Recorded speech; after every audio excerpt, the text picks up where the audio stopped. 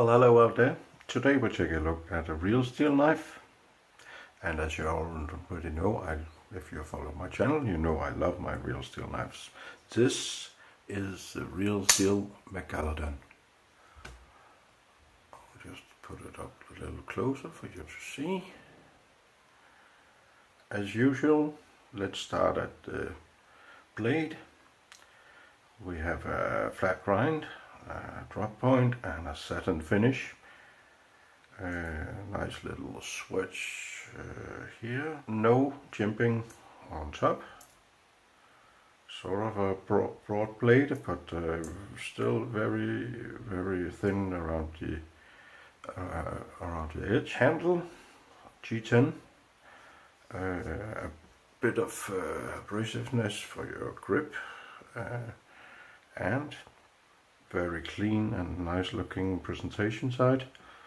If we go to the other side, you see a Torx pivot screw, sort of mirroring the other side. And looking at the blade once again, we see the name of the knife. It is E801 Megalodon, and plate steel 14C28N. Very decent budget steel, more than decent, actually quite good. Pocket clip, not ultra deep carry, but still it's quite okay. Unfortunately only right side, so sorry lefties.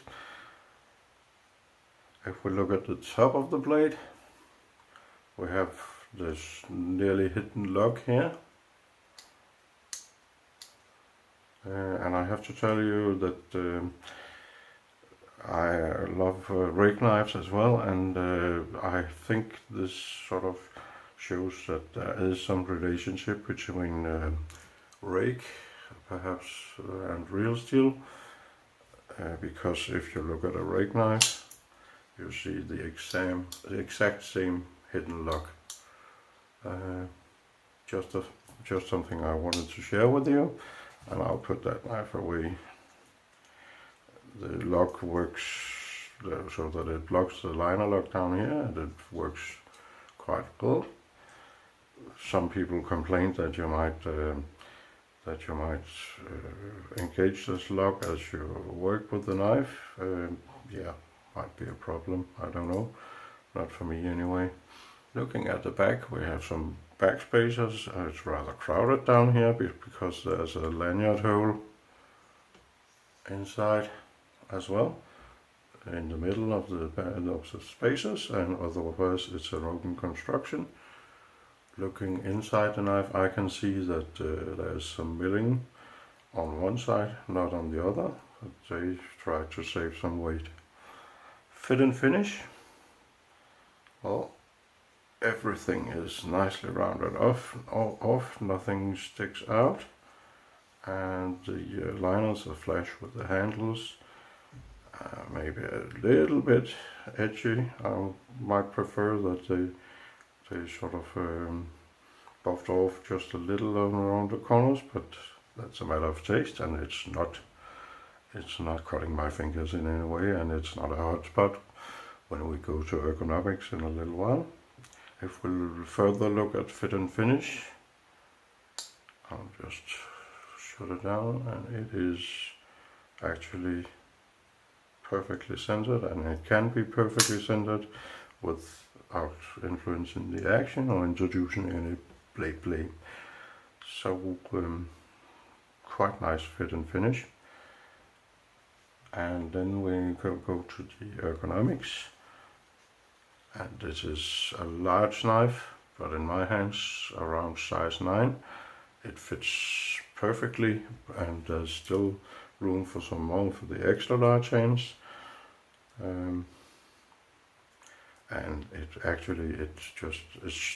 sort of one of those knives that just sort of jumps into your hand and sits the right way. As I mentioned before, no real hotspots, perhaps a little bit here, not really. Normal grip, reverse grip, even better. draw cut.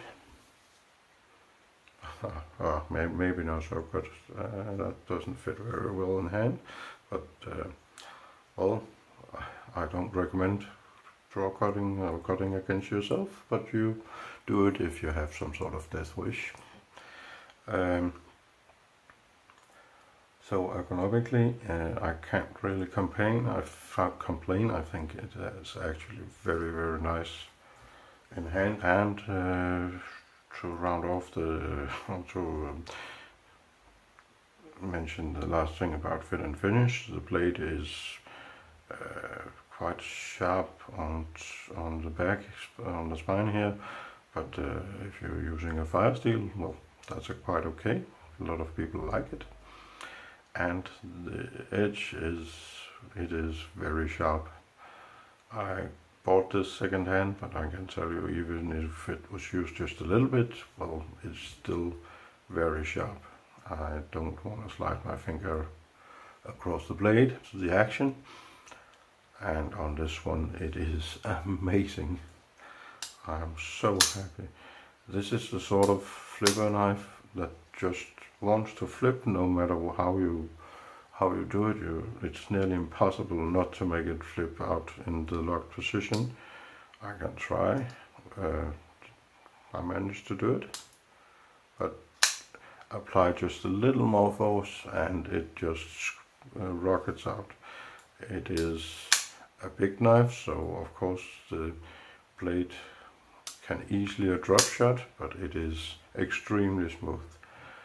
Perhaps Henk, my friend, Knife Collector 031 of the Netherlands, is his channel, flipped it a little bit, because this is just a knife you want to fidget with. It is so fidgetable, or whatever you call it. And it reminds me, if I really make a size comparison, this is the Real Steel 4, which in itself is a big knife. We can see this one is even bigger, but the action reminds me very much of that on bearings as well. So smooth and so nice in hand. This one comes in a more expensive version. Of course, I would like to have it, but well, I like this as well. And nowadays you can get it for around, I think maybe 50-60 euro, even shipped. And that is an amazing deal in my book.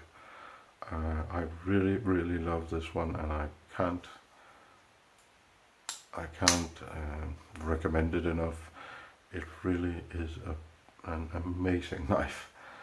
And as I said, you have to be ready for a big knife, but if you are that, wow, it's good. I don't even know if I would want the more expensive version.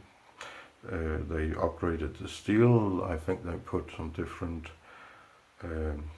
bearings inside, and some titanium handles, I think. I don't remember right now, but I think that's what was upgraded. And of course that would be nice, but this one I won't worry about using it. I might do that if I had paid I don't know, around 180 euro instead. Just a very nice knife, very good in hand, exceptional action, and I think I'll treasure this as a tool for a long time to come. It is very quickly becoming a gem in my collection. So nice of Real Steel to make a nice knife, and nice of Henk to make it possible for me to buy it, because every time I tried to buy it, something else came up. You know, when you're addicted, there are always a lot of knives out there. But with this, I hope you found it interesting. If you did, please leave a like, leave a comment, or if you want to get some updates from my channel, please subscribe, and have a nice day. Bye bye.